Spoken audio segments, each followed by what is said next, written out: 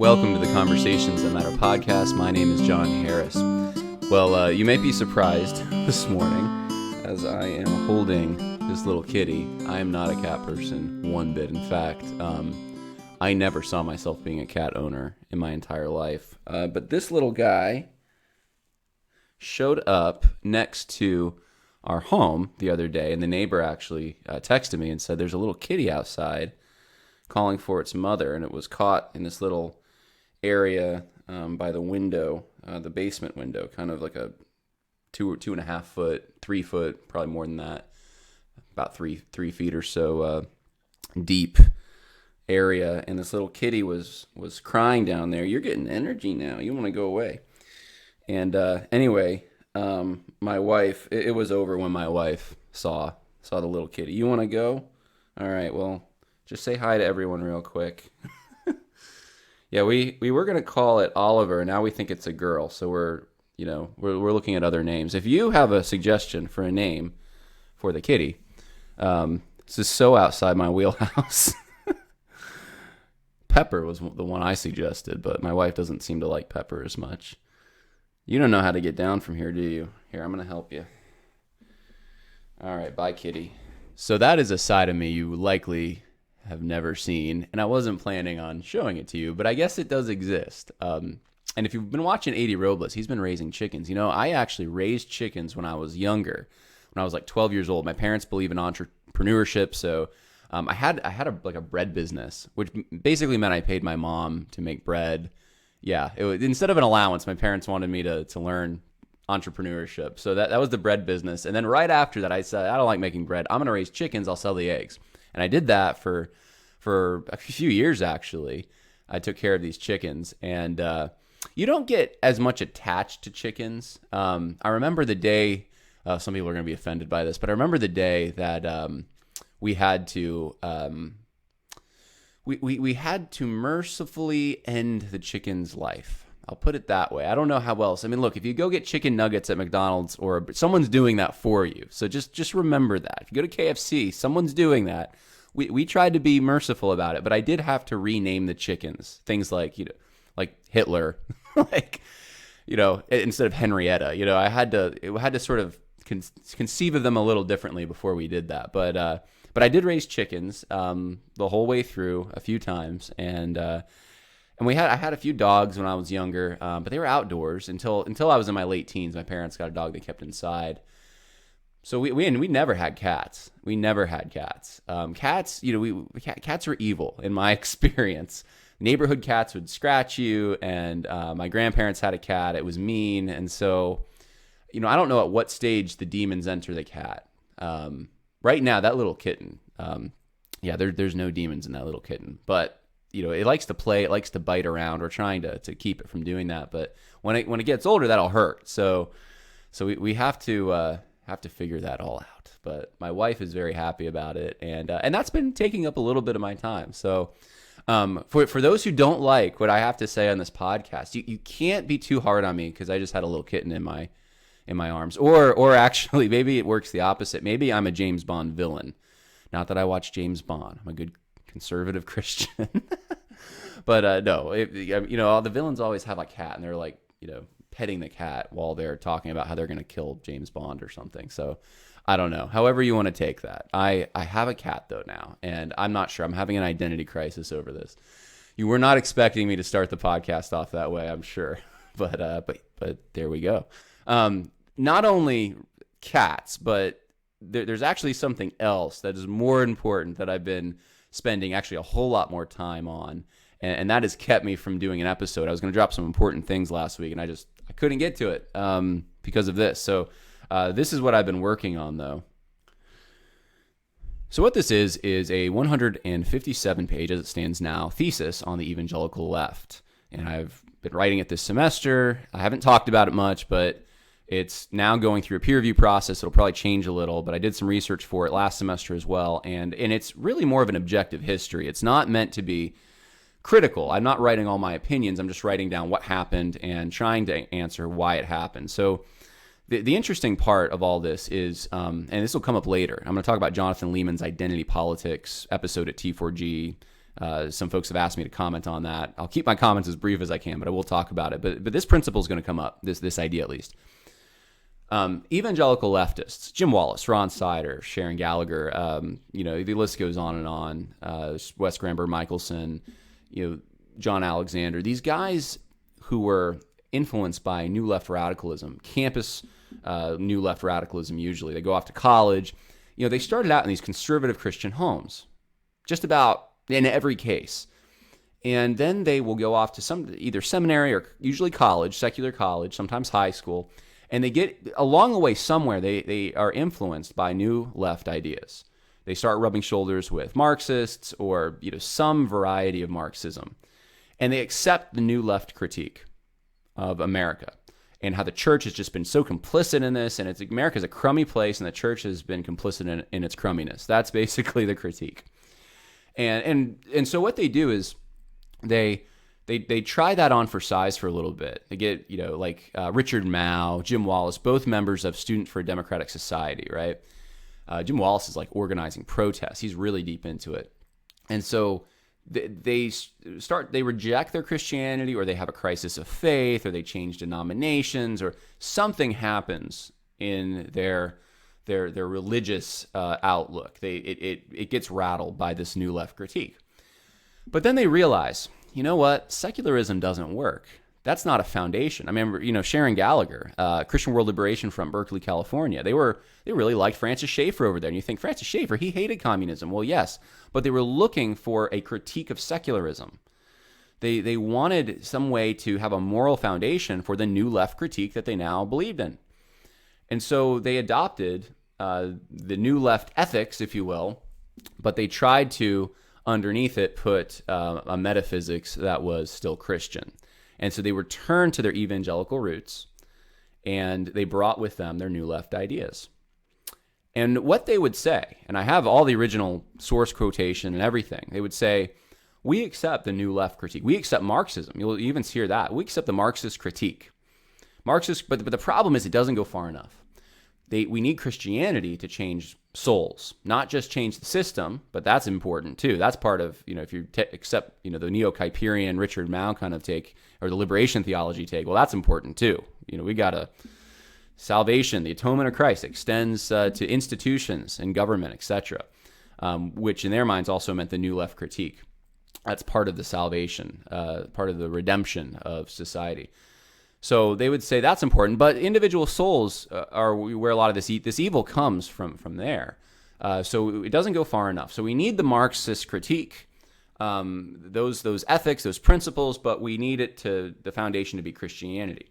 And then eventually what they would say, and different figures in this movement at different times, they would just say, well, we don't need Marxism at all. Marxism is not even part of this. It's just the Bible. It's only the Bible. We see all these things. And what they would talk about was redistribution of wealth, egalitarianism, all the things that the New Left critique was saying, they would say, but they would just try to find Bible verses to back up what they're saying and say it's just biblical. That's all it is.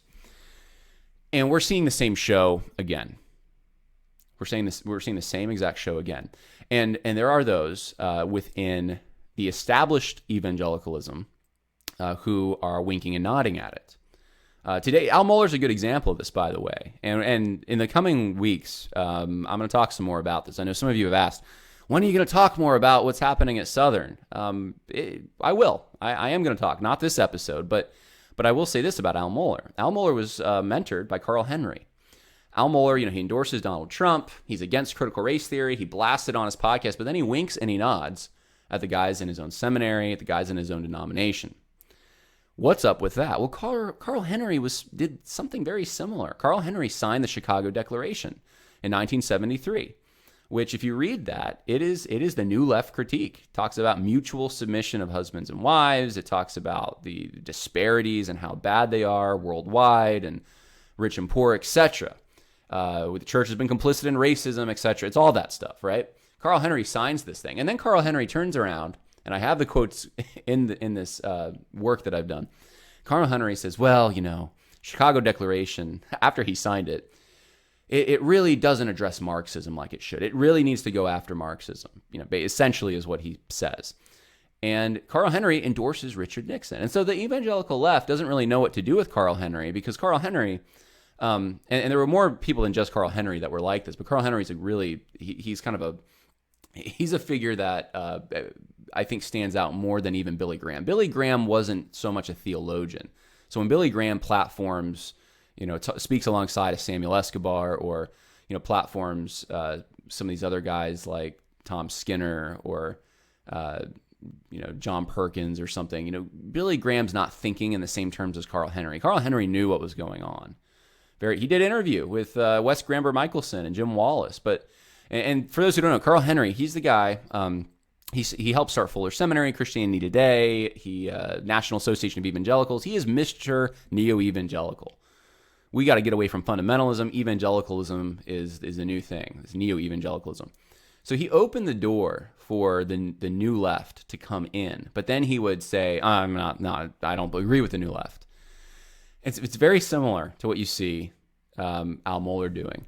And so the way was kind of open for them, and the way is open today for the current crop of social justice warriors. And there's a connection between the two. There really is, and I have found it. So I'm excited about putting this history out there when I get a chance. I got some other things in the works as well, but that is why I didn't put out a podcast last week, and hopefully that whets your appetite a little bit. Another project that's happening that I'm part of is this. This is the trailer for First Baptist Naples documentary that Enemies Within the Church is putting out. Check it out. Why does someone need a gag order on a church? What's up with that?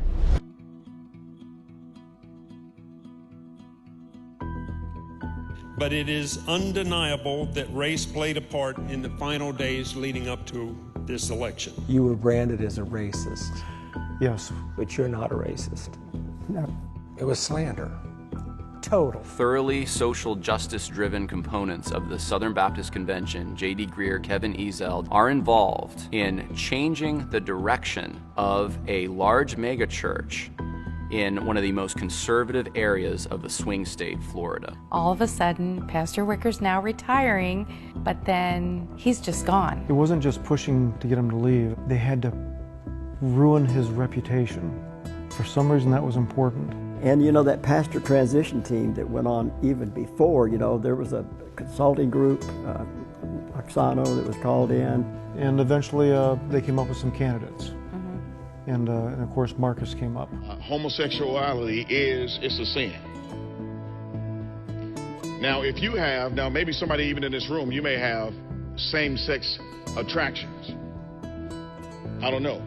I would say that's not a sin. But he just was not qualified. We had different guidelines that they were supposed to fall under, and they changed the guidelines for him. Because he was a plant by the SBC to come in and take the position of senior pastor. Hey, First Naples family, this is Kevin Ezell, president of the North American Mission Board. He's going to be a fantastic pastor. You're going to love him. Every one of these woke young pastors have some connection with Al Mohler. They were ruling with an iron hand. They're running the church now. There's a lot of individuals that don't even realize that that's happening, and they're just going with it. I don't want to see other churches go this way. This will destroy the church in America.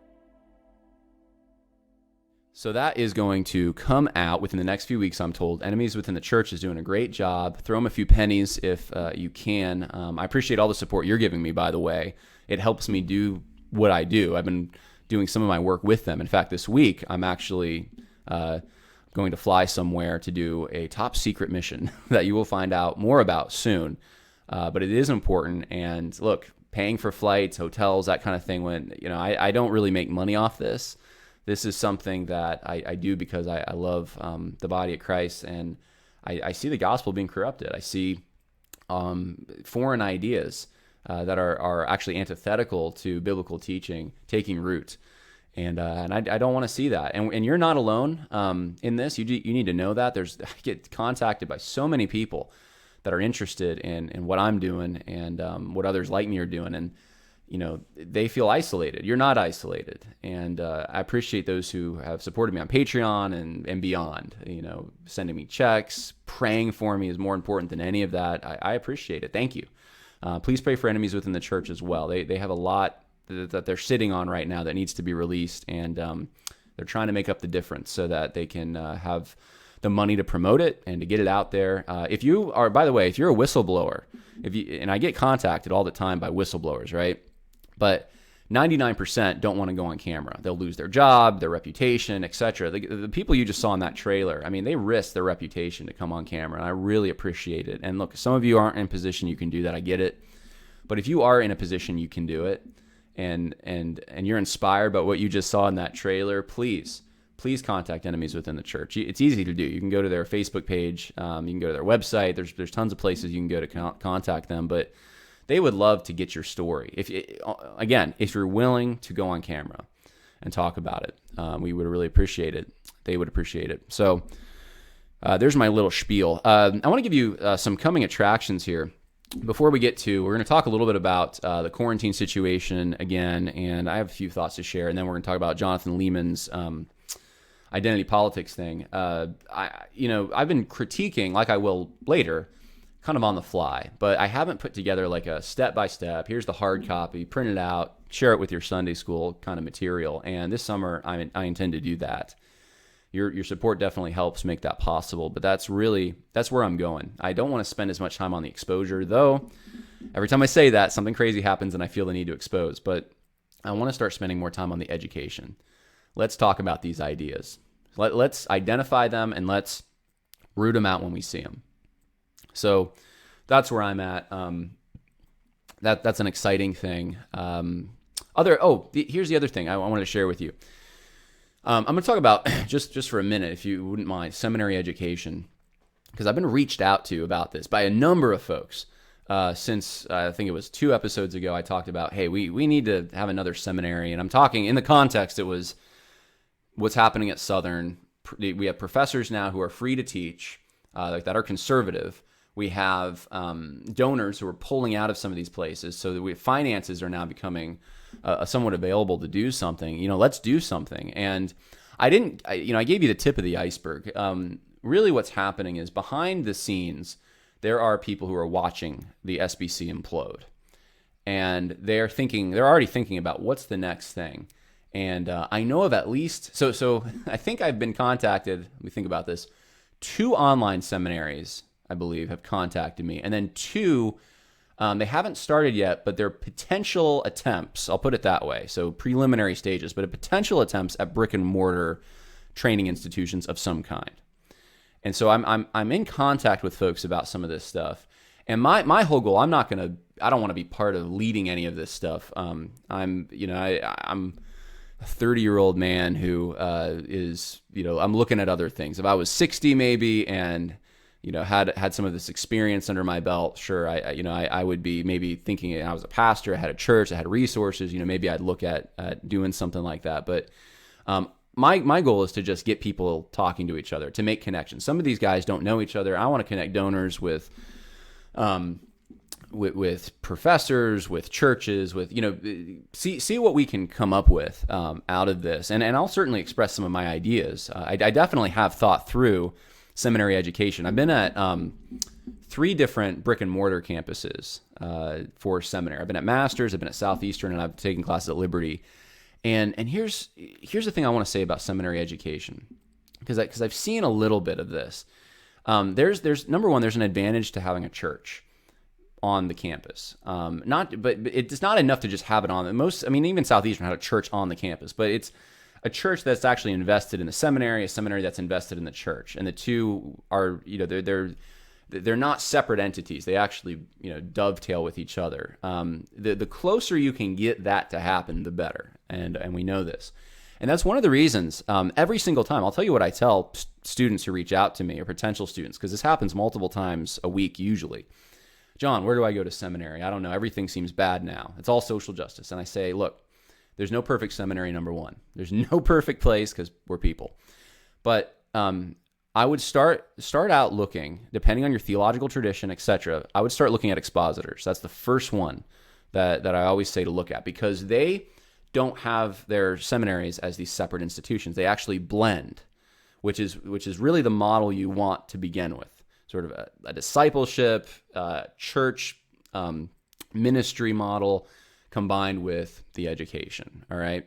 So that's the first place. Now, most of the time, the people that I'm talking to who ask me about this, it's not an option for them to go to a place like Expositors for a variety of reasons. Sometimes it's they want to go higher in education, and they need a certain kind of accreditation in their minds to do that, or their denomination. They're Presbyterian, or usually they're Southern Baptist, but they might have an eschatology that doesn't necessarily line up with Expositors. So you need to do your research. When I say go to Expositors, do your research and see if it's something that fits. But I do recommend them first. After that, I should say this too, by the way, if you're looking at undergrad, because that's a seminary, if you're looking at undergrad, like Bible school type of stuff, I always recommend first Appalachian Bible College. And that is just because I know enough about what's going on there behind the scenes to know that they are trying to take a stand against this woke social justice movement. And that is rare, I will say, for especially a sort of a fundamentalist era institution, because, and this is what I've noticed, is that because there's such a line between politics and religion, we just don't talk about politics. We just talk about, theology here. It's hard for them to sort of get outside that box and realize there is a political movement with theological assumptions. It's an alternative religion, but it's political, that is coming to you. So it's not that you're getting involved with politics. Politics is getting involved with you, and the battle is coming whether you want it or not. And so preparing your students for this is really important. This is the biggest apologetics issue right now of our day, and it probably will be for a few years at least. And so it's good to know about Mormonism and cults and all that stuff, but you know what? This is the thing. This is what secular humanists, which most of our country, practically speaking, is. This is what they're all falling into. And so it's important, I think, to try to go to a school that is at least trying to address that apologetically. So if you can't go to Appalachian Bible College, if you can't go to Expositor Seminary, here's my advice to you. And most of you who reach out are Southern Baptists, so this is what I'll say. Find a school where you can shadow a professor who agrees with you on this. Someone who is conservative, who sees those political, the theological implications of this political movement, who knows what's happening on their campus and is against it. The safest bet for you is probably Mid-America if you're Southern Baptist, or Midwestern. You're still going to come up with, there probably are some woke things there that you're going to find, but there's professors there who you can shadow. And you're going to have to do some of your own research on this. I would advise this, don't talk to the administration. They're going to give you all the right answers. They're going to make you, their job is to try to make you feel comfortable. We're not woke, we're not. Talk to professors if you can, and just see who you'd be comfortable with maybe shadowing. Southeastern, now Southern, probably not the best options, but you can survive there. And this isn't the only issue. If you're Arminian, you may not want to go to a Southern. If you're Calvinist, you may not want to go to a Southwestern. So there's other things to consider. But if the main thing you're looking at is the social justice movement, that's kind of the range. You have your Midwestern and your Mid-America over here, and you have your Southern and your Southeastern on the other end. And here's what you can do. And the 3 brick and mortar places I went for my seminary education all taught this. Learn Greek, learn Hebrew. I'm not one of these guys that necessarily says you have to be an expert at it. I would say I'm not an expert at it. I'd like to be someday. I really would. But enough to at least really know how to use the tools. You should be able, I would think, at least after you're done with Greek, to Greek 2, to open a Greek Bible and kind of at least get through it, to be able to give your own translations to things. And so that would be my advice, is to try to learn those things. And you can learn that anywhere. You could actually don't have to go to seminary to learn that. There's plenty of online tools for that. Or you can for Hebrew, you can go to your local rabbi. So those 2 things are important. And you can learn that at the wokest seminary. They still have to teach you Greek and Hebrew. Or they should have to teach you. They should at least offer it. The other thing, and I'm probably biased in this, is church history is important to me. I think you should have 3 semesters of it, but that's because I'm biased. Most places do 2 semesters, and if you're a Baptist school, they'll probably make you take a course on Baptist history. So get some church history, understand kind of in general theological ideas, time periods. And then the other thing I think is really important, and this is maybe another area I'm biased, but I think apologetics is really important. Know kind of, okay, what kind of objections am I going to get once I am pastoring? And apologetics will help prepare you for those objections and to be able to minister in those contexts. A lot of the other stuff, honestly, you're going to learn on the job. I mean, theology is important. It really is. I tend to think, though, that, and hermeneutics, honestly, I forgot about that. Hermeneutics is very important. You need to be able to take hermeneutics. And that may be a class. If you go to Southeastern, you're going to get kind of more of a reader response hermeneutics, most likely. So you may want to do some research on that before you go. Get a good grammatical, historical book on hermeneutics and learn that. But yeah, hermeneutics, church history, languages. Theology, I would say, is, I would put that fourth, I guess. Theology is important. But I think you learn theology as you're going through the text and engaging with the text.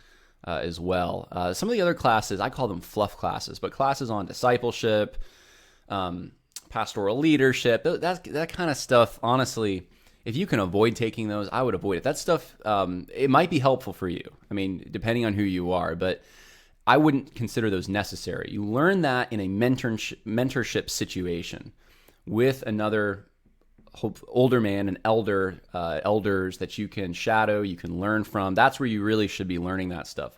But like visitation, the ordinances, like that's all stuff. You shouldn't need a class on that.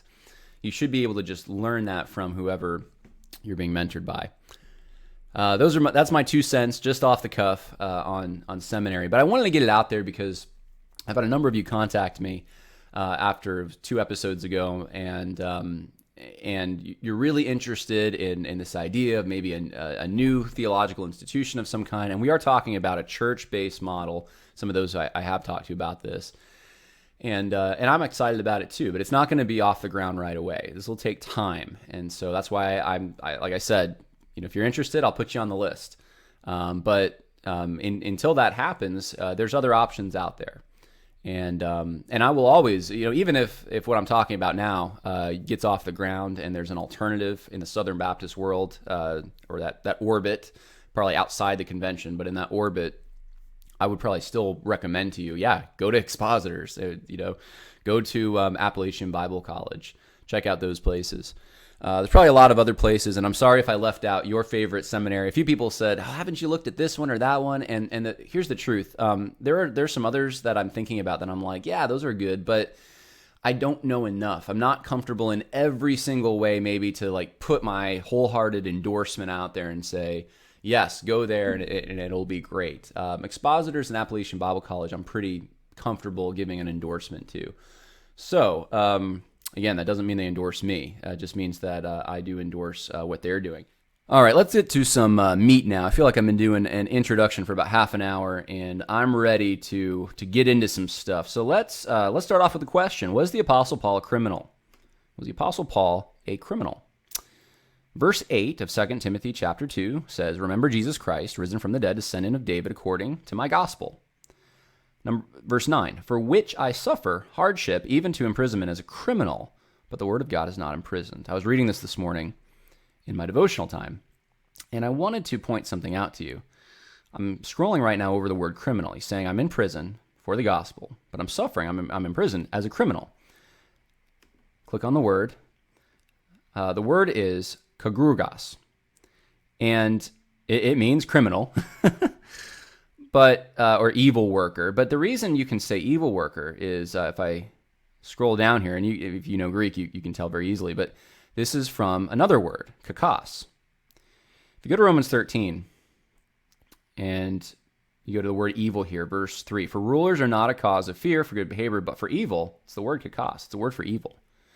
Paul is suffering here, as he says in 2 Timothy chapter 2, as an evil worker for sharing the gospel.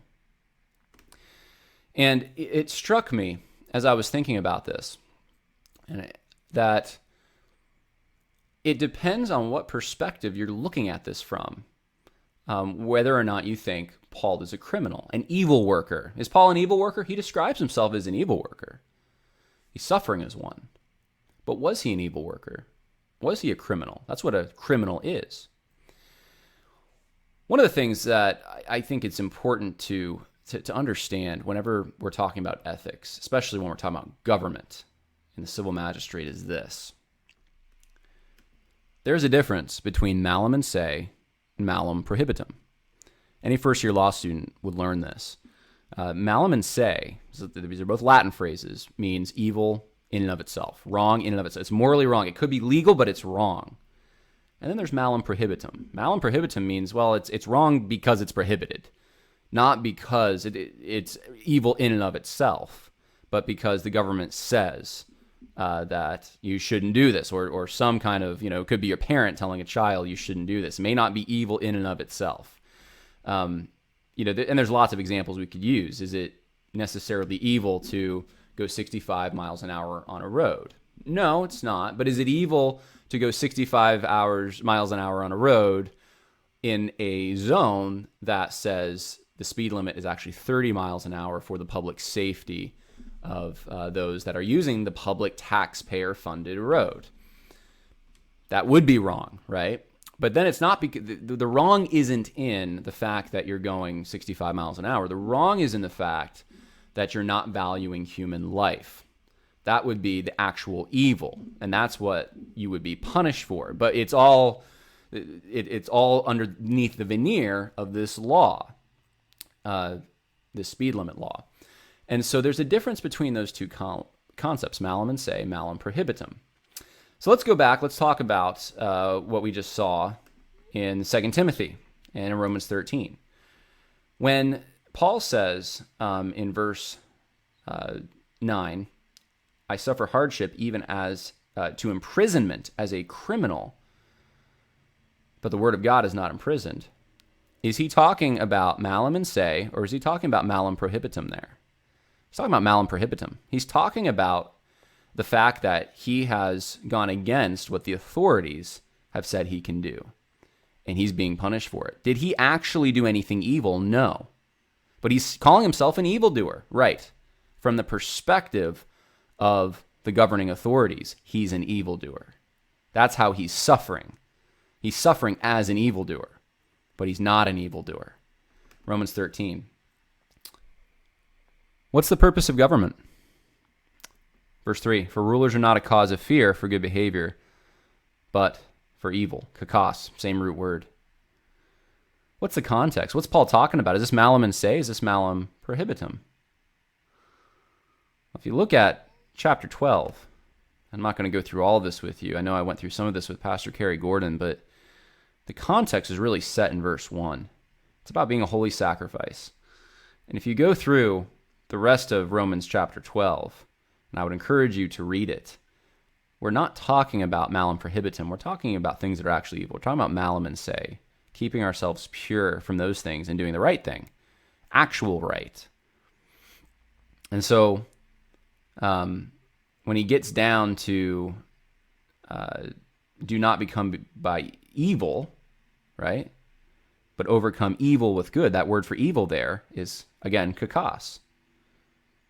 He's talking about things that are evil in and of themselves. And that context continues into Romans 13. So what can we draw from this? Turn with me, not if you're driving, but if you're not, turn with me to Daniel chapter 6. And I am using, of course, my Assault Bible for this. We have to do that. Let's go to verse 7. It says, all the commissioners of the kingdom, the prefects and the satraps, the high officials and the governors have consulted together that the king should establish a statute and enforce an injunction that anyone who makes a petition to any god or man besides you, O king, for 30 days shall be cast into the lion's den. Now, these jealous satraps know that Daniel prays 3 times today, and he's public about it. And they're trying to trap him. We know this because we see behind the veil. But if you were in that situation, you wouldn't see it at all. The king didn't see it. to them, the law has nothing to do with trying to single out Daniel, right? It's an across-the-board rule. It doesn't discriminate against those who worship Yahweh. It is just across the board, and it's only temporary. 30 days, just temporary, can't pray. Something that God has commanded us to do. Something, and to be honest with you, pray without ceasing is in the New Testament, right? So the concept was there. We're supposed to pray, but to actually find an actual command that says, well, you have to pray all the time, doesn't exist.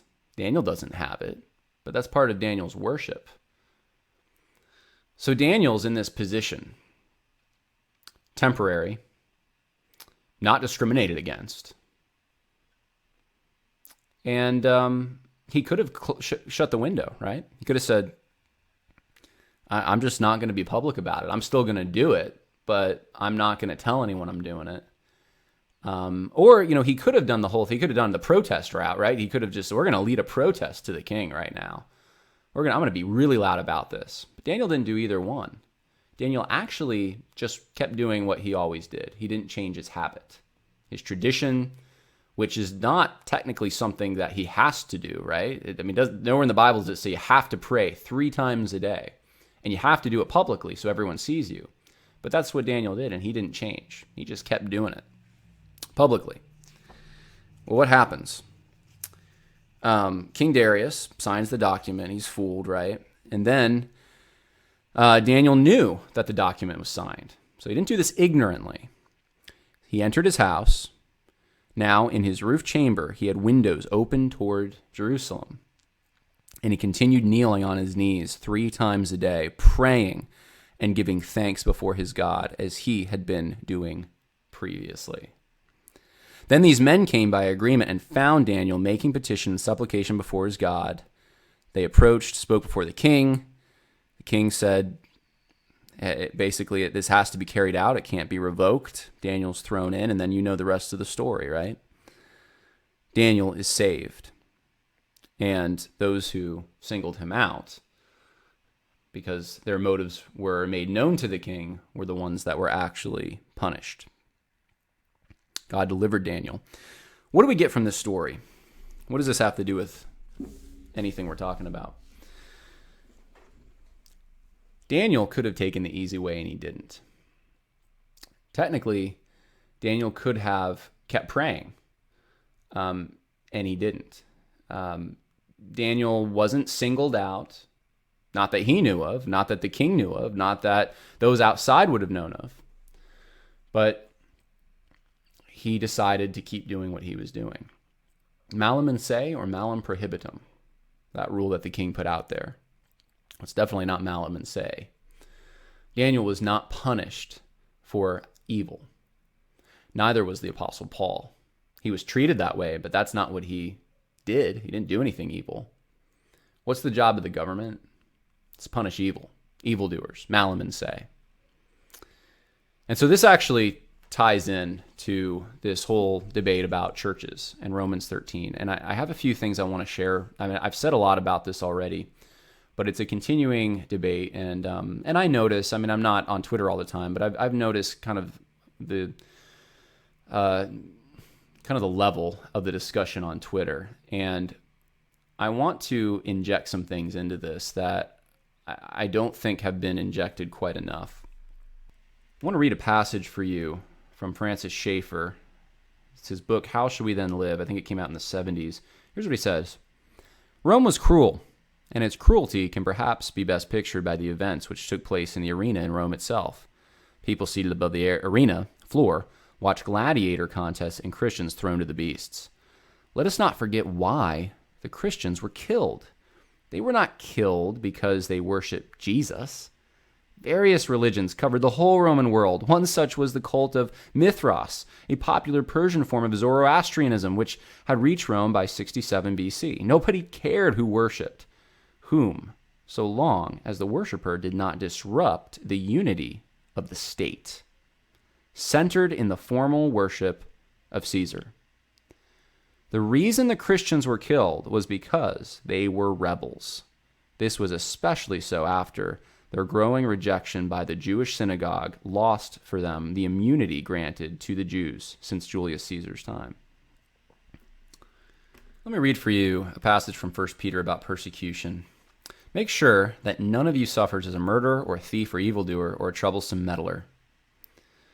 Paul is giving a list of things you shouldn't suffer for. We're talking here malum and se. We're talking if you're murdering, if you're a thief, if you're an evildoer, again, the root kakos, or a troublesome meddler, this denotes getting outside the authority, the chain of command, being obnoxious. If you don't suffer for those things, don't be a jerk.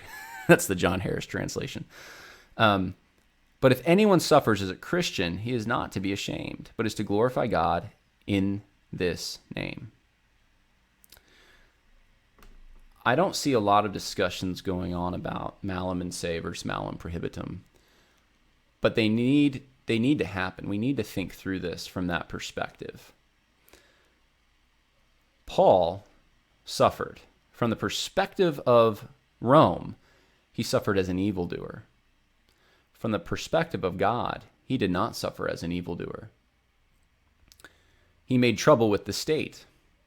Like what Francis Schaeffer said about the early church is dead on. The state didn't care about Christianity. They could care less. As long as you did the sacrifice to Caesar. And that was not something that was owed to Caesar.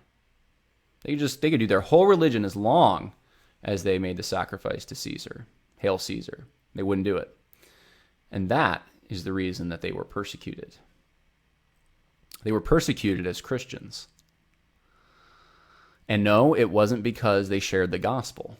In fact, most of the time, Christians are not persecuted at the root of it, from the logic at least that the government uses when the government does the persecuting.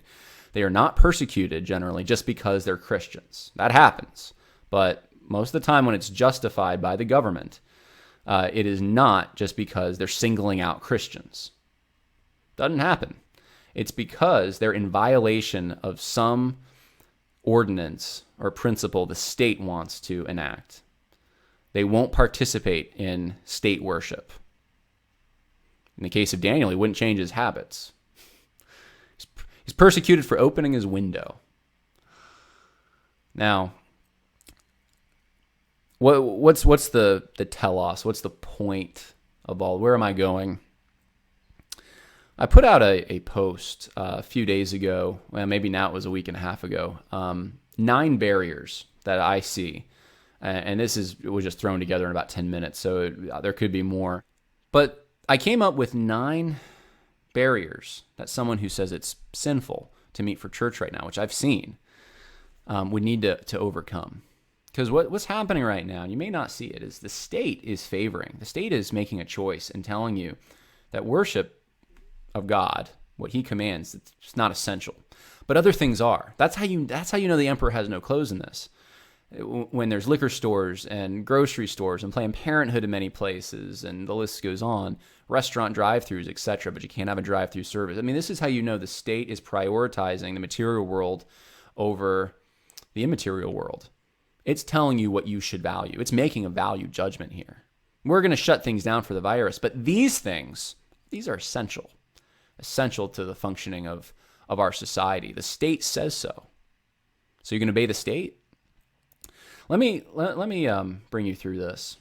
Just to let's get outside the box, guys. I think so many of us are inside the box, and I want to have as much grace as possible, but let's get outside of it for a minute.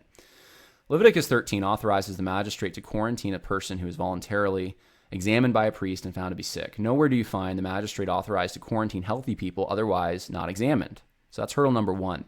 And look, I know there's a lot of questions, and I can't get into all of them. I do think that Jesus and Paul both take the ethical principles of the Old Testament and apply them. The principles. I'm not saying you apply everything from the Old Testament today. That's not how this works. But even in, there's a number of passages in the Old Testament that talk about the law of Israel, the example of Israel being a light to the nations.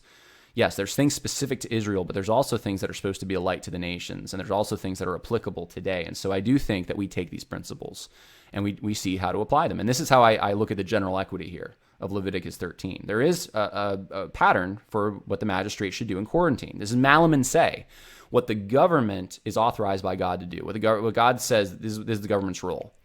Not Malum prohibited. This is Malum and say, if it's from God, if these principles are from God. So we can wrangle about that more, but that's my first barrier. Second, if you can justify the quarantining of healthy people who haven't been examined, you'll need to justify the magistrate infringing on the jurisdiction of ecclesiastical authorities by canceling their services. So this is, government, you're out of your lane. Think about it this way. Would you let your pastor into your house to just eat from your refrigerator or spank your child or whatever it may be? He can just come in whenever he wants, do whatever he wants. Well, you're commanded to submit to him, and he's not asking you to sin. It's not a sin for you to let him rummage through your fridge and take stuff. Well, you say, that's stealing. Well, yeah, but you're committed to submit to him, though. So why would that be stealing? Why can't he discipline your children? You say, well, that's my job. Well, but you're commanded to submit to him, right? Whenever you invoke those kinds of principles, what you're saying is there's a barrier, there's a limit to his role. So the principle is not, this isn't how it works. I've seen this all over the place. As long as the government doesn't ask us to sin. Yeah, that's not how this works. Let me show you something here. Check out this story from WorldNet Daily. City demands churches turn over names, addresses, and phone numbers. Officials want information for surveillance of members. And of course, this is for the public good, right? This is because they want to keep track of people who may be infected with the coronavirus. So what city is this? Kansas City. Several churches in Kansas City, I guess. So this is what's going on in Kansas City, according to this article. Now, if this is the case, think about this with me. Is it a sin to hand over the names, addresses, and phone numbers of your church members to the government so they can have surveillance of them? Is that a sin? You have to face this one square on. Is it malum and say, malum prohibitum? What? Well, if you violated it, you're definitely malum prohibitum, right? You violated that because the government's telling you to do it, right? I mean, if you think that they have the authority to do that, which I don't think, but let's just say that they do. So you're violating. So you'd be in sin, right? You've been in violation of the typical way most Christians think of Romans 13. If you object to this, then the objection that you have to make is that they're outside of the boundary of their jurisdiction, which is the same point many of us have been trying to make from the beginning, is the government doesn't actually have the authority to cancel church like this. They can advise. You can work together with them. And if you have health reasons, every situation is different, then by all means. But look, if you're doing this because the government said so, and that's really the reason, and there's really no other reason that you're canceling your services if you're a church, then I want you to think through this. What if the government then asks you to do this? If you're in Kansas City, it's a real possibility. What logic are you going to use? All right. So where are we up to now? So that was, I think was that number 2, number 3? Number 3. So let's go to number 4 now. Oh, no, that was number 2. So number 3, if you can justify the first 2, you'll need to now justify a civil magistrate violating the right to private property by canceling services on privately owned ground and privately owned buildings. Not all places value that. We do. So there's another reason. I mean, part of this is the system of government in the United States. If you can justify the first 3, you'll need to justify how, in a governmental system which guarantees the right to both assemble and worship, the present governing authorities should be allowed to overturn the wills of the framers of the government. And this is something you hear all the time, right? You try to invoke the Constitution. You say, look, Constitution doesn't allow this, or the Constitution of the state doesn't allow this. And then what people will say was, yeah, but it says in Romans 13, it's not talking about a document, it's talking about people. Well, who put the Constitution together? Who swore to uphold that Constitution? That's right. People did. Framers of the Constitution of the United States put it together. Framers of your state constitutions put them together. And your civil officials are supposed to be protecting those things, and they've made a promise to. If they violate their promise, who's the one in sin? And who do you submit to? Do you submit to those who formed the framers? Do you submit to we're having to go back in time now because we're looking at, but this is something that's supposed to still be in effect, and everyone who's over you in the civil realm has basically sworn allegiance to this, right? But they're the ones in violation of it. So there's actual people. If you follow the path back, there are people that you're submitting to. They may not even be alive now, but you're submitting to them. So which one are you going to submit to? The people who formed the Constitution and the rules, or are you going to submit to those who want to violate them today? It's not just a document, guys. You got to make that decision. So let's see here. Verse 5, reason 5. If you can justify those 4 barriers, you'll need to justify how governing authorities who favor liquor, grocery, and hardware stores, as well as Planned Parenthood and restaurants, should be allowed to violate equal protection principles to force churches to close. And this is where the discrimination comes in. This is where, this is the equivalent of the state gets to tell you what's essential and non-essential. And worship just doesn't cut. Not important. If you're still fine with the governing authorities overstepping these boundaries, you'll need to explain why Acts 5 and Daniel 6 don't give churches an example for civil disobedience in circumstances where they are required to disregard God's commands. And look, this is a situation in which we have to disregard, possibly. Now, I'm going to get into this in a minute. I don't want to get deep into the weeds yet, but God's commands. We're told to meet, right? And there's reasons for it. Number 7, if the government closing churches is still okay, you'll need to justify why it's imperative for churches to cease from physically meeting together which includes administering ordinances, demonstrating the full spectrum of gifts in 1 Corinthians 12, and elders praying for the sick. Can't do those things if you're not physically meeting. If disregarding these commands from God is temporarily fine, you'll need to think through what kind of logic you'll use to defend churches meeting if the government arbitrarily uses safety to permanently close or regulate church services. So what I'm saying here is, get ready for the next reason that the government uses in the name of health or some, altruistic motivation to close your church or to suppress you in some way. This isn't about my rights. The rights are tethered to responsibilities. This isn't, revolutionary. This is actually order that we're talking about. The revolutionaries are the ones that are overturning this order. So yeah, Christians aren't supposed to be troublemakers. We're not supposed to be revolutionaries, which is why we shouldn't go along with those in public office who are that way. If you're able to jump those hoops and you're still clinging to Romans 13 for justification, you'll need to now argue how discriminating against churches in the face of a pandemic with an extremely low death rate is good according to God's law. Malum and say good, not malum prohibitum good. And of course, the wheels are falling off this whole thing now, and I don't need to even go over that because it's now starting to be universally understood that this was a big overreaction. And so I've traced some of those things out, but all this to say, there's a lot more questions that need to be thought through, I think, in this whole discussion. And the responses that I've seen, I wrote down a few of them, Twitter world responses mostly here, but the arguments that are given is we need to be a good public witness. And I say, what better public witness can you be than to, and again, I've always said, do this responsibly. We are, there's a health concern and you want to be as wise as you possibly can. But drive-in services, what's the public health risk there? If everyone's going into Walmart, you're safer in your drive-in service than you are going to a place like that. If you're meeting in small rooms, if you're distancing, if you're taking, washing hands and all the other health precautions, wearing masks, whatever, which probably wearing masks probably doesn't help. It probably hurts. But what's being a better public witness? Meeting, saying we're still here. We're showing the community this is the public witness. We're willing to risk a little, because if the community views it that way, if they think it's a risk, we're willing to worship our God.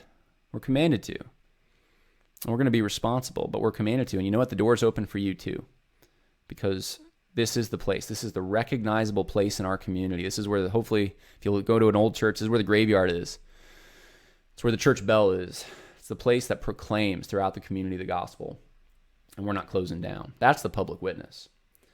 Other objections. I've already went over this one. As long as it's not a sin. Doesn't work that way, guys. And I pointed out why. Online church is the same. I want to show you this. There's a quotation for you that I think you'll find interesting. This is from a book I was reading recently called No Place for Truth by David Wells. He says, Jerry Murray Brown in America it is television that is providing a common sense of identity to the diverse groups that make up this pluralistic society. So you have people of different languages, but they have a sense of participation in American life because of the video images they experience together. So at moments like the Challenger explosion or the invasion of Iraq, Americans are glued to their sets. They want the latest information, but they also want to share an national experience. And indeed, the fact that so many are watching these same images at the same time may seem to be the last vestige of solidarity that remains in a vastly diverse and fragmenting society. Listen to what David Wells says. This is illusion. However, this is not solidarity, but simply a multiplication of individual experiences stripped of all relational connections. 60 million people may watch the same images, but each does so individually, not in communion with others.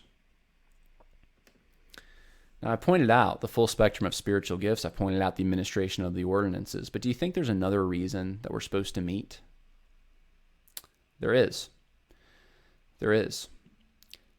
You're watching me right now. I'm not against technology, obviously. You're watching me probably on YouTube or listening to me on iTunes or some podcasting service. But I'm looking at a camera. I'm not looking at you directly. I hate to say that. I mean, I'm thinking of some of you, but I don't see your reactions. I'm not reacting to them. You can't interrupt me. You can't get my attention. You can't talk to me afterward. You're only seeing a very small part of who I am, what I want to show to you. Meeting together, not just for a service, because there's more to a service than a message. It's not just music and message. There's fellowship. There should be a lot more going on than just that. But they're all supposed to be connected together. And God was wise in how he designed this to function. Trying to fragment all these things to say, well, we're doing the live stream and that's our church service. It's better than nothing, but you can't sustain that for long. And so, that was one objection that I wanted to share with you. Now you're going to want to dive into David Wells some more to find out more about that. But I think what he says, he's onto something there. Watching a live stream is not, it's an individual experience. It's not a corporate experience.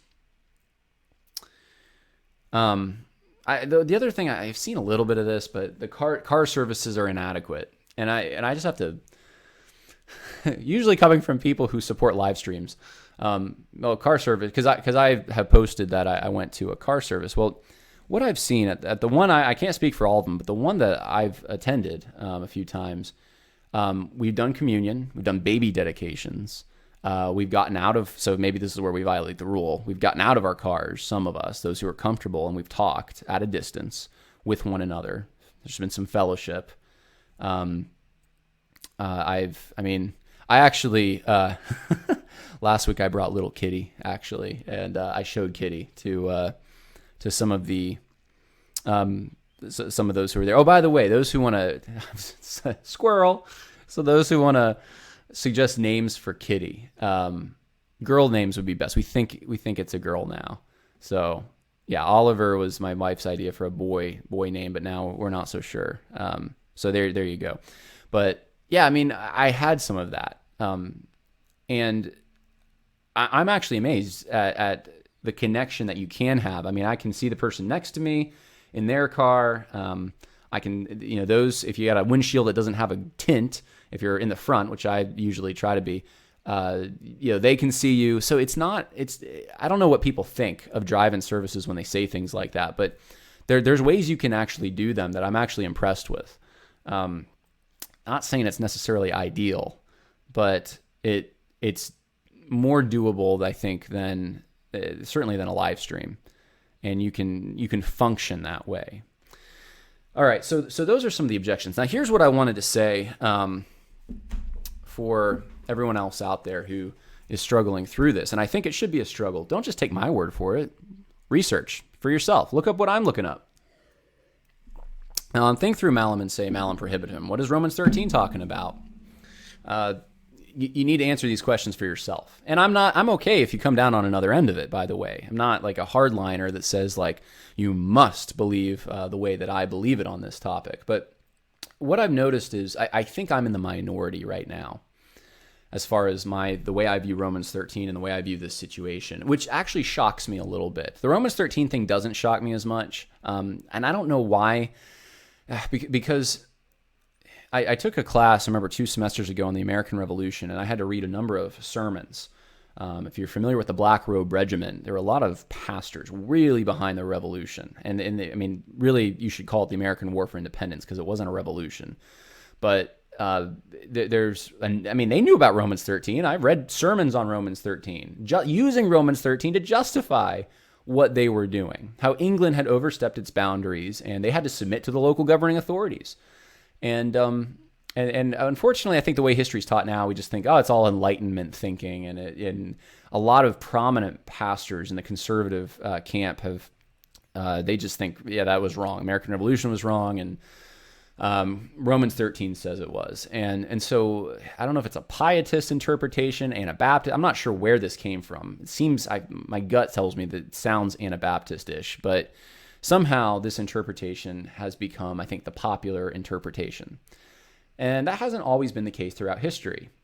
And so I think because I've been exposed to some of that stuff, I see the logic and I say, yeah, Romans 13 doesn't say that, it says this.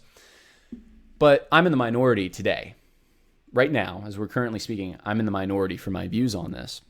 And there are some really, really great men that I respect, will continue to respect, that know way more than me, much more godly than me in so many areas. I look up to, I respect, I will continue to respect, that disagree with me 100% on this.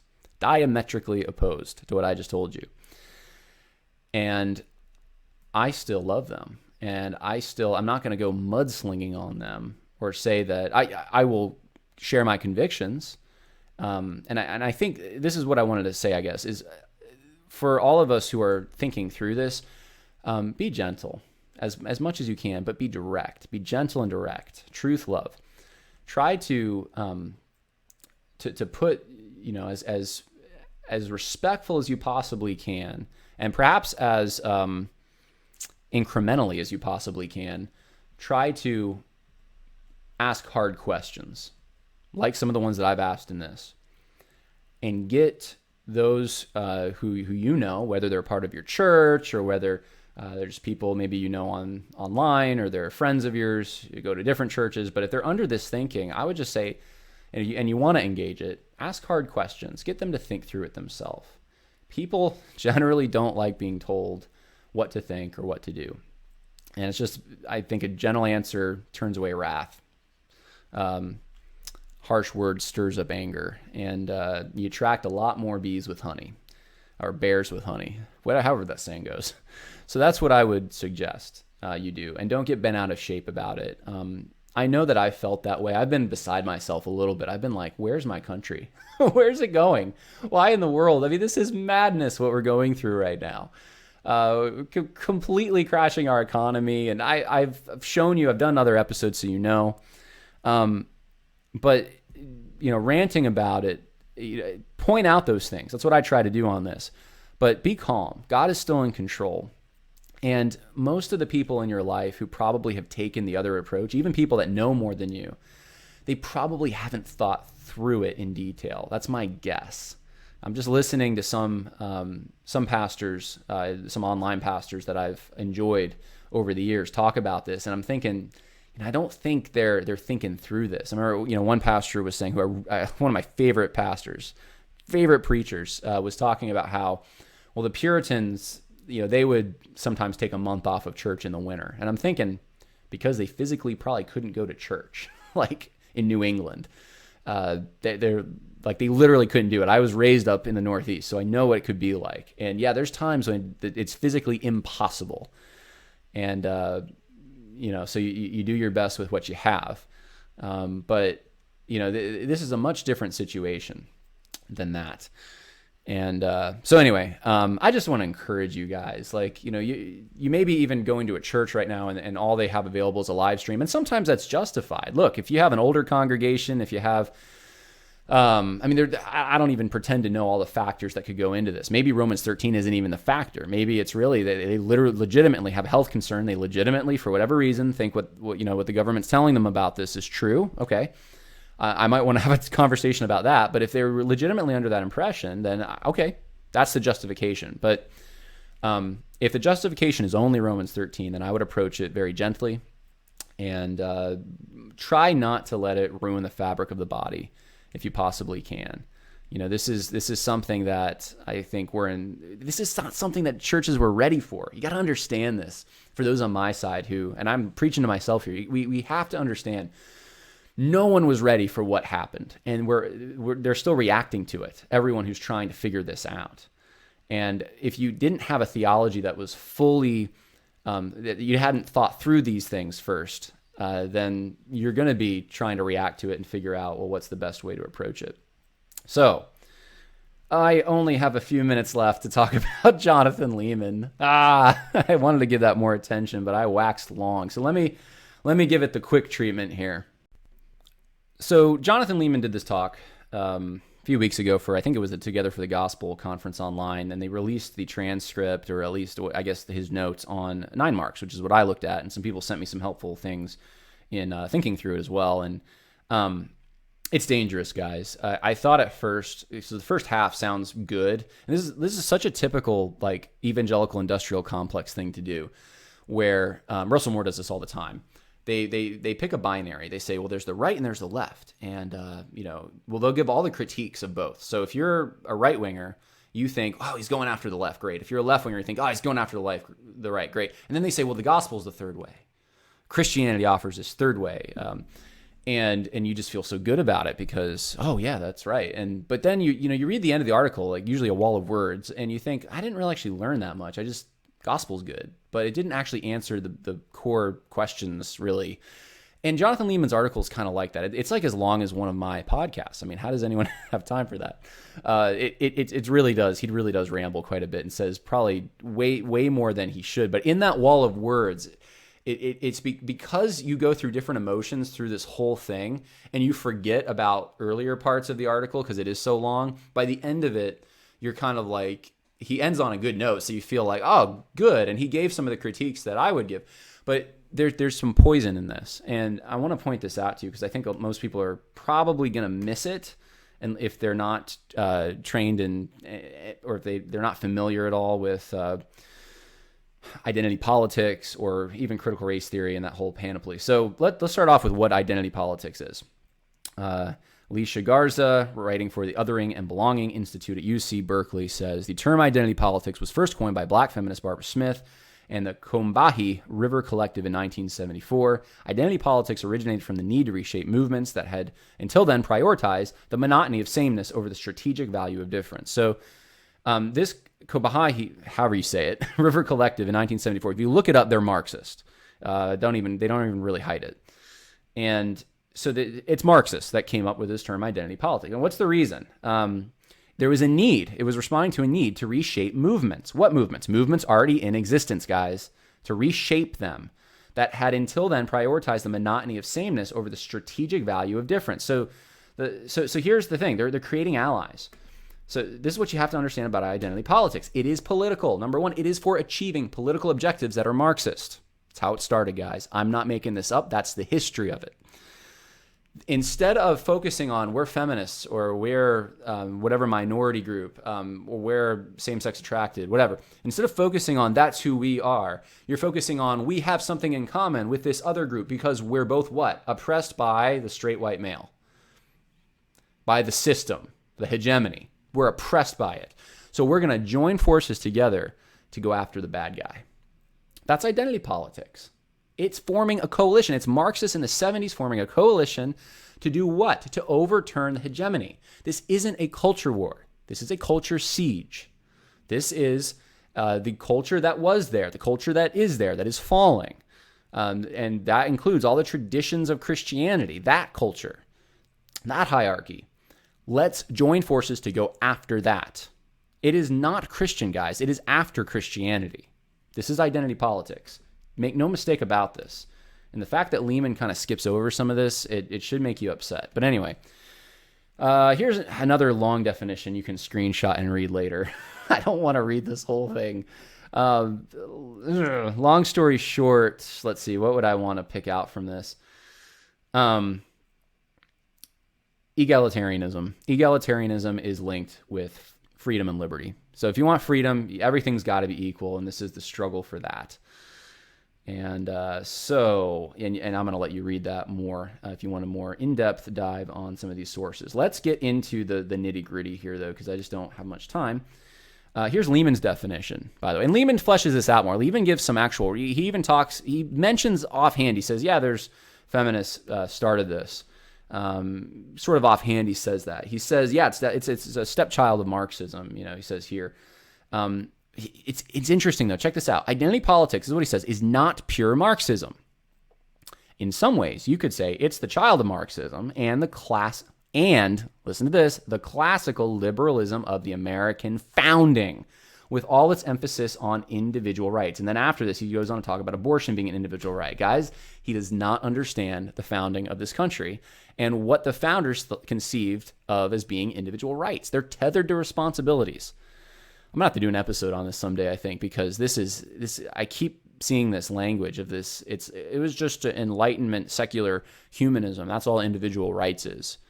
No, it wasn't, guys. Individual rights were about responsibilities. You have to be free. You have to have the rights to fulfill the responsibilities and whether you want to say nature's God gave it to us, or whether, that was a typical term that was used. Even by Christians sometimes use that term, by the way. Or if you want to say it was given by, you want to say the God of the Bible directly, you just want to say that. Either way, there's a divine, there's a blueprint for how societies should function, and the Bill of Rights protects it. And this idea that's the same as abortion rights in 1973. No, it's not. No, it's not at all. So Leeman's definition of identity politics is way off from the beginning. If it's 50% Marxist and then 50% American individual rights, you could say, well, 50% of it might be good. And I think that's what he wants you to think. There might be a secular individualism, but don't tie this to the American founding. That is sneaky. Here's some of the assumptions, and I mentioned one of these already. Binary culture war. He thinks it's right versus left, and the church is like this third way alternative, right? That's the next assumption. The church is the answer. It's a third way alternative. And like I said, it's not really a culture war. It's a culture siege. It's those the revolutionaries who want to overturn the hegemony, and then it's those who want to defend it. And then he wants to say identity politics is an ally. Check this out, guys. This is how you know there's a problem with this. Actually, I'll go here first. Some people will object to my use of the word ally, and I understand the nervousness. After writing a first draft of this talk, a friend reminded me that this word is too often used to refer to the reshaping of fundamental allegiances. Yeah, that friend was right.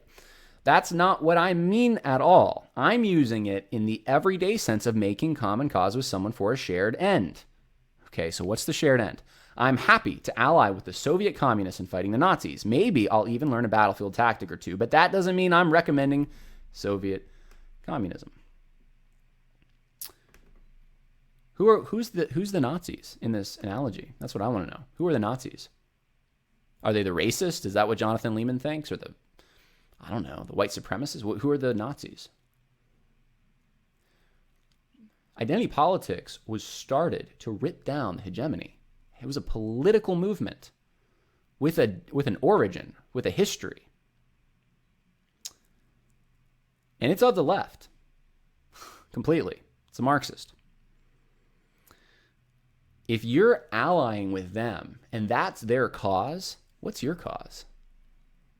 That's a real problem. And I think it gives away something about Leeman. Here's some quotes that show the third way thinking. Identity politics is not pure Marxism.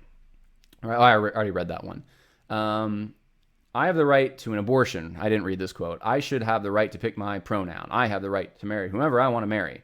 To be sure, classical liberalism can become idolatrous too.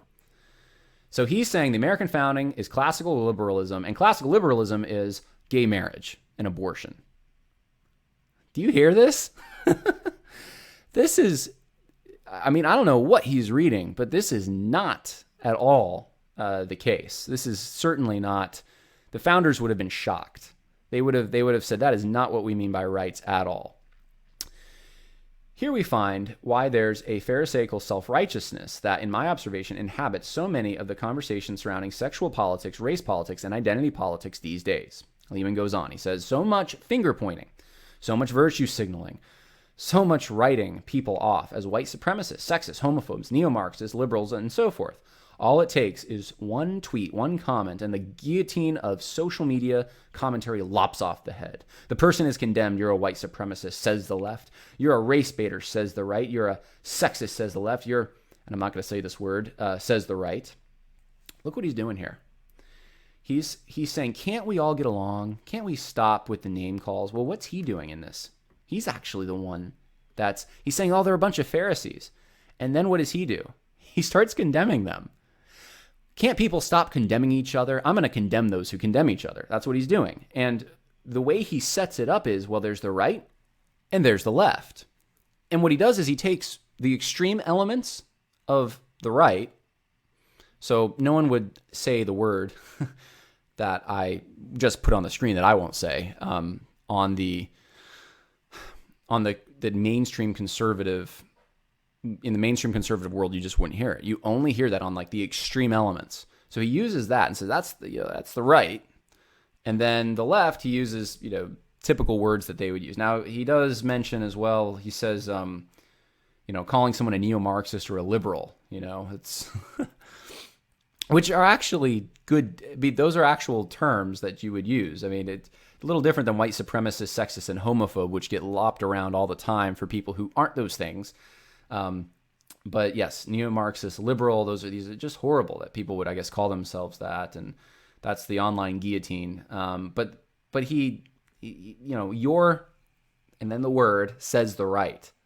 I mean, that is not so he's taking the extreme elements of the right and then the typical elements of the left. And then he just puts them on two opposite, pendulums and says, well, these are the two this is the battle going on. And he makes them so unattractive. Why would anyone want to be part of any of that? Rather than thinking through the fact that there's two political philosophies, and typically there has been a conservative political philosophy in this country that doesn't use that word and that actually holds on to Christian conceptions of what the government ought to be. And we're trying to defend those things. And we have people, even inside the Republican Party, who are trying to defeat us. And then we have, of course, a whole nother political party, which is completely antithetical to those that civil ordering. And so doesn't even acknowledge that. And that has been the mainstream. I mean, this isn't Burkean conservative. He's not talking about, this isn't conservative mind Russell Kirk stuff. He's taken like alt-right type and then saying that's the right. That's the right. That's deceptive, guys. And why would he do this? He is going to present his third way, the attractive option. So identity politics is an ally. So who are we trying to go after, right? Here's what he says. Here's how identity politics is an unexpected ally. It reminds us of what the Bible teaches about the pervasiveness of sin. It helps us better understand the Bible's call to repentance and unity. It encourages us to consider more carefully the prominent role the Bible gives to justice, and it helps us better understand what the Bible teaches about authority. I'm going to go through some of these, and I would call it Christianizing identity politics. Here's some quotes. It's an ally because it reminds us that sin is from birth. It wears camouflage, and it deceives us. Really? Identity politics says that? No, it doesn't. Identity politics doesn't say sin is, unless you're saying, I guess, because you were born white, you're sinful. So it's a reminder that sin is from birth. Why can't we get that from the Bible? Why do we need identity politics to tell us this? Identity politics doesn't have the same conception as sin at all. It ties it completely to the social class you're born in. It wears camouflage. No, it doesn't. Identity politics is the opposite of that. It says you can look at a person and where they live and how they identify, which aren't camouflaged, how their skin tone and all of that. Take that together and put them on the social ranking, and that's going to tell us about sin. It deceives us. Sin does. Identity politics is a deception. How does it tell us that sin deceives us? It just says that automatically, if you're oppressed, you have a righteousness. If you're oppressor, then you have unrighteousness. He admits this in the article. But then he's like, I don't know what he's doing. He's attributing biblical characteristics to this, and they don't exist. He says, second, identity politics helps us better understand the Bible's call to repentance and the unity that only comes through repentance. No, it doesn't. How does identity politics help us do that? Identity politics only can bring, it's only unified against a common enemy. It brings division otherwise. So if you're not against the common enemy, which hopefully Jonathan Leeman isn't, but it sounds like he is, then identity politics doesn't help us understand repentance and unity. In fact, you're on the perpetual hamster wheel of repentance. And identity politics, if you're in a oppressed category, doesn't help us with that. The Bible helps us with that. How about this? It encourages us to consider more carefully the prominent role the Bible gives to justice. How many sermons have you heard on justice? The advocates of identity politics don't possess a wholly biblical view of justice by any stretch of the imagination, but might they prompt us to study the topic more than we have? Oh my goodness. How many times have you heard a sermon on loving your country? And I'm not saying the Nazis have a corner on the market of loving your country, but couldn't we learn something from them? I mean, guys, what kind of logic is that? What kind of, no. Why would you want to learn from Nazis about loving your country? Why would you want to learn from Marxists, in this case, about justice? They don't even know how to pick up the pen to arrive at the paper to write about justice. It's not even in there. They can't get the first letter onto the page. Justice is blind, and they take the blindfold right off Lady Justice. So we don't learn from them anything about justice. And if Jonathan Leeman thinks we do, he's got a problem. In a sense, identity politics functions in the role of Moses in the law. He actually said that. Identity politics functions in the role of Moses in the law. It brings judgment and condemnation. It reveals our sinful partialities. To use a word from the book of James, it reveals our lack of love. Really, identity politics does that? Because of the social group you grow up in? Okay. And if nothing else, identity politics is an unexpected ally because it should teach us to do this with groups of people who are not like us. What Scripture tells husbands and wives to do, live with them in an understanding way. No, identity politics, because, look, this is where you'd have to take this. Because homosexuals and feminists decided that they have a common enemy, they're unified. They're learning how to get along together. Christians can learn from that. No, they can't. Let's see, what else does he say here? The fact that we need more love is the main thing I take away from the fact that identity politics can be a useful ally. Identity politics doesn't know about love. It's a political movement that is completely secular. Maybe you're saying identity politics should do all these things, but that's not what identity politics is. Majority folk like myself too often have not taken the time to read the books or even more to make friends, listen, to ask questions, to try and understand. So majority folks, he's saying white males. So those white males just not empathetic enough, clearly. I want to share something with you guys. What makes someone empathetic? What makes someone... here's what Leeman's saying. Leeman's saying there's this hierarchy. And white males up here, and they don't look down at these poor underclass people. And if they only would. I mean, identity politics tells us we should, and it'll just create love. Guys, what creates love? Why do we love? Is it through looking down or looking up? Jesus looked out upon Jerusalem, right? He had pity. Jesus had love for people. And there's a part of that. But what's the root? What causes love, guys? How about this disparity? White males here in Leeman's mind, everyone else down here. What about God? Where does he stack up on this? How about the unattainable standard, and that through the grace of Jesus, we were able to be right with him? You think that'll put some humility in someone, maybe some love, maybe realizing that you're in a very poor state. The state you're in is much closer to the state someone who's living in the gutter is in than you realize because of who God is and because of what sin does. It's looking up that you gain empathy. And it doesn't mean we shouldn't, and we should be quick to hear, slow to speak, but we should be quick to hear everyone. We don't prioritize. We just got to listen to certain racial groups. That's what Leeman wants us to do. And identity politics helps us love through that. That's not what at the root causes love. Leeman gets it wrong here. So he Christianizes identity politics to make it useful. To say, well, I'm against identity politics. It's postmodern. It's got Marxist connections, etc. But we can Christianize it somehow. It's common ally. No, it's not. And here's the standpoint epistemology. I'm going to read you this. Still, we live in a moment when 88% of blacks in the United States say the country needs to keep making changes in order for blacks to have equal rights with whites. Are we sure we want to say 88% of U.S. blacks have been ideological hoodwinked, while whites, like me, maintain the objective perspective in life in this country? The most charitable indictment I may offer is that we lack empathy. We're failing to live in an understanding way. This is standpoint epistemology. He's saying because a majority of the social group says something is the case, it must necessarily be the case. And the only alternative he presents is that this white male perspective, and that's the objective perspective. Well, maybe there's an objective perspective residing outside the white male perspective and any racial. Maybe there's just objectivity. Maybe it's God's perspective. Maybe that's what it is. Maybe God's given us tools to try to understand these things. I mean, I could play this game all day long. Jonathan Leeman, you want to discount all the scientists who talk about Darwinian evolution being true? I mean, look, just because the majority of people say something does not make it true. Even if their experience, they say, says otherwise. I'm not going to watch the standpoint of epistemology video that I did with Bill Roach if you want to understand this. No identity politics does not offer us an alternative source of truth to the Bible. That's what he says.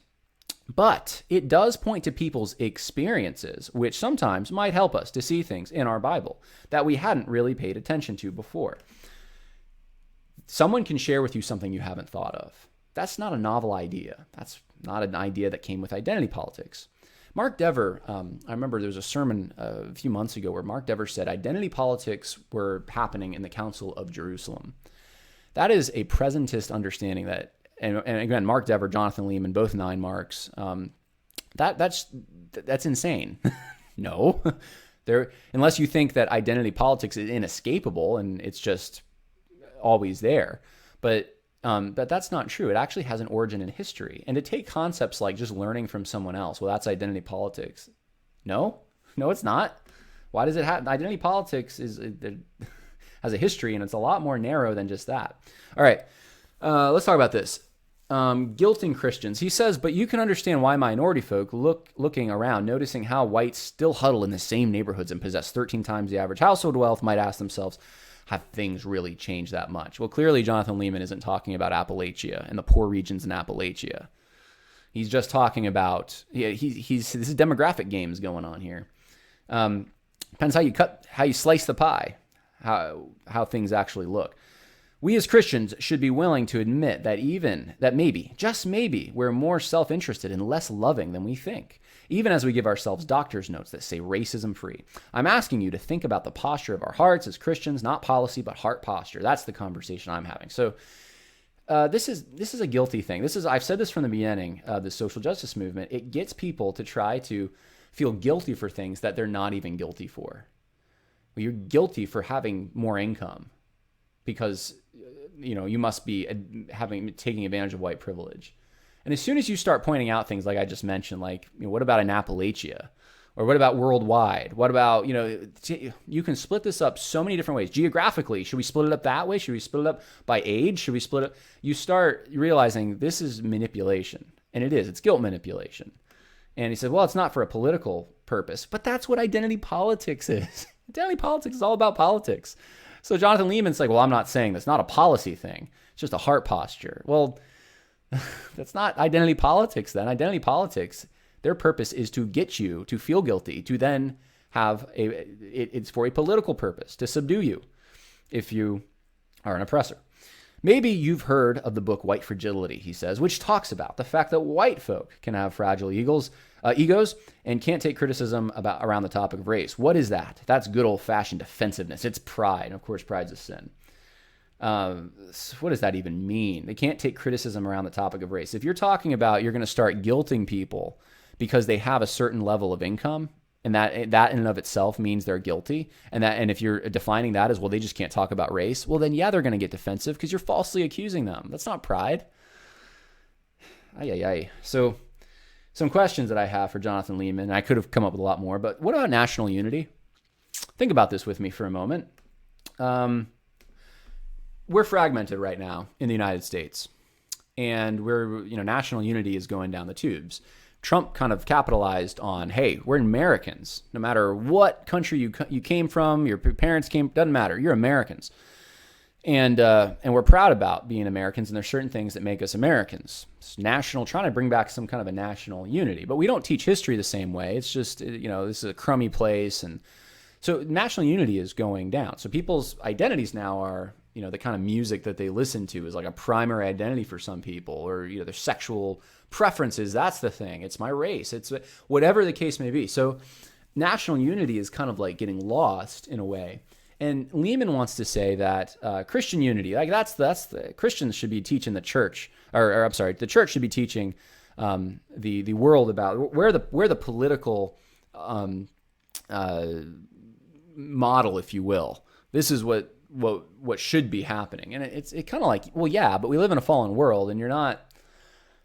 We would love it if everyone in this country was saved, and if they operated the way the kind of love that church people should have for one another. I agree with that. I don't have any disagreement with Leeman there, but there is something there is something in the Bible about national unity. Nation of Israel. I mean, there's a history. God wanted them to remember it, what the Lord has done in history, in time. Acts 17, Paul talks about how God established the borders, and these are really sociolinguistic groups, and there's cultures surrounding these things, and these guys, most of these guys in Big Eva, and they're very influenced by this Neo-Kuyperian strain of theology, which kind of treats culture as this artificial, like we got to manufacture culture.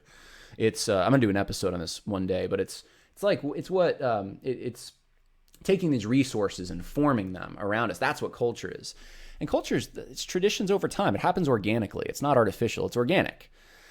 And so Leeman seems to, I don't think he has a place for that in his thinking here. He doesn't ever talk about, well, is national unity, does that bother him? Why can't that be an answer to this? Why can't national unity? Or why can't like, secession or something, or, different states having their own cultures, and getting rid of this big federal overarching big government.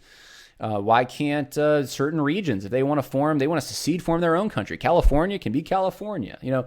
Why isn't that an answer to this question? How come the only answer is, well, you just got to love and everyone's got to be like the church? I don't get it, to be honest with you. It's not a feasible political solution in every way. It's a really good. I agree. Everyone should be like the church. But when you're looking at the big picture, you're looking at this country. Maybe human scale is the problem. Maybe it's just too big. Maybe there's too many people of different cultures, and we need to split it up. I know people hate when I say that sometimes, but why can't that be the answer? Or why can't, if you don't want to split it up, why can't we? Let's promote. Let's get back to teaching the great things about America, national unity. And he doesn't seem to, those aren't solutions apparently. The other thing is, why couldn't identifying with the church be a form of identity politics? So apparently, like, the church transcends the negative parts of identity politics, but why can't the church, in Leeman's definition at least, why can't that be just a new form of identity politics? I'm a Christian. This is my identity. And good question, I think. If justice is blind, what can identity politics possibly teach us about justice? And then, let's see, the other thing is, he says we need to point to the church as the political hope of the nations, where we find our primary identity together in Christ. So then why do we need identity politics if that's the case? If the church is the answer, what need is there for any kind of identity politics? So those are some of the questions I have for Jonathan Leeman. Guys, I am not, I don't like being just like the bad guy and like, oh, it's all bad. No, there's some good things Jonathan Leeman said. He admitted kind of some of the origins of identity politics, but then he turns around and he tries to Christianize it. Why? What's up with that? Why do we have to use identity politics and critical race theory as analytical tools? They're not. This is sufficient. Either this is sufficient or it's not. And these guys want to pull in these things from these other disciplines. They have fundamental. They're not tools that we can't. They're not like logic. It's not like the laws of logic being used as a tool, which is inescapable, which is fundamental to reality. No, these contradict the very book, and you admit it, Jonathan Leeman. You admitted it contradicts this. So then why are we trying to take it and then use it? That's my critique, Jonathan Leeman. I hope you all are happy. Those who asked me to do a critique of this, and this is a mega episode now. Big things coming, guys. Some big things coming. So stay tuned, please. Thank you for your support. God bless, and we'll talk to you later. Bye.